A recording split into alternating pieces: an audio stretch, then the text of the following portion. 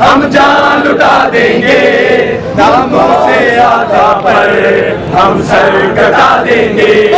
लब्बैक लब्बैक दीवाने अपने नबी के दीवाने, नबी के दीवाने। लब्बैक लब्बैक या रसूल अल्लाह, लब्बैक लब्बैक लब्बैक या रसूल अल्लाह।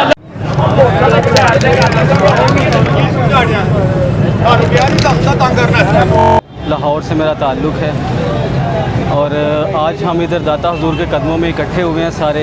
ये जो हालैंड में गुस्ताखाना खाके शाया किए जा रहे हैं उनको रुकवाने के लिए, और इंशाअल्लाह जब तक उम्मत मुस्लिमा जागती रहेगी तब तक ऐसी कोई भी दोबारा जुर्रत नहीं कर सकेगा। अभी इंशाअल्लाह कुछ ही देर में, थोड़ी ही देर में अमीरुल मुजाहिदीन अल्लामा हाफिज़ ख़ातम हुसैन रिज़वी साहब की क़यादत में इधर से रैली निकलेगी जो इस्लामाबाद तक मार्च करेगी।